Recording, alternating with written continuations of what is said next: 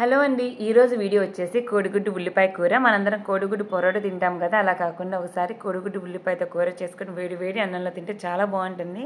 So మా అమ్మ ఎలా చేస్తుందో చూడండి. ఫస్ట్ అయితే దానికోసం 4 కోడిగుడ్లు, అలానే 5 ఉల్లిపాయలు, 3 పచ్చిమిర్చి తీసుకోవాలి. ఉల్లిపాయని ఇలా సన్నగా ముక్కలు తరిగి పెట్టుకోవాలి. పచ్చిమిర్చి కూడా ముక్కలు చేసి పెట్టుకొని స్టవ్ మీద బాండి పెట్టి సరిపడా ఆయిల్ వేసుకొని ఉల్లిపాయ ముక్కలు, పచ్చిమిర్చి ముక్కలు వేసుకొని కొద్దిగా పసుపు వేసుకోవాలి. సరిపడా ఉప్పు వేసుకొని ఉల్లిపాయ, పచ్చిమిర్చి, పసుపు, ఉప్పు మొత్తం కలిసేలాగా అంటే మొత్తం కలబెట్టుకొని మనం ఇలాగా మూత పెట్టి ఉల్లిపాయని కాసేపు మగ్గనివ్వాలి. ఒక 2 నిమిషాలు మగ్గిన తర్వాత మూత తీసుకొని సరిపడా కారం అయితే వేసుకోవాలండి. కారం అనేది ఎక్కువ తినే వాళ్ళు ఎక్కువ వేసుకోవచ్చు, తక్కువ కావాలంటే ఇంకా తక్కువ వేసుకోవచ్చు. మేమైతే 1 స్పూన్ వేసాము.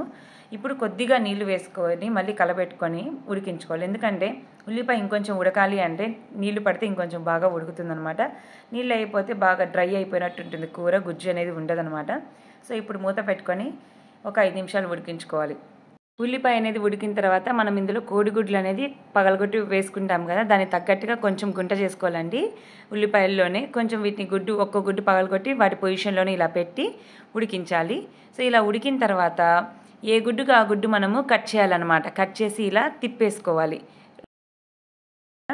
ఇలా తిప్పేసుకొని మళ్ళీ కూడా ఈ రెండో పక్క కూడా మనం ఉడికించుకోవాలి. ఒక పక్క ఉడికింది కదా, ఇప్పుడు రెండో పక్క కూడా ఉడికించుకోవాలి. సో ఇలా తిప్పేసుకొని మనము మూత పెట్టుకొని ఇంకాసేపు ఉడకనివ్వాలి.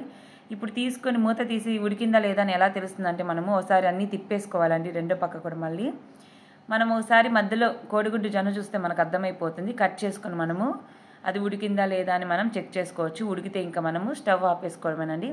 చాలా సింపుల్ ఈ కూర, మనకు పెద్దగా ఏం అవసరం లేదు. గుడ్లు, ఉల్లిపాయలు ఉంటే ఈజీగా ఇంట్లోనే చేసుకోవచ్చు. కూరగాయలు లేనప్పుడు ఇలా ట్రై చేస్తే చాలా టేస్టీగా, సింపుల్గా అయిపోతుంది. Thank you for watching.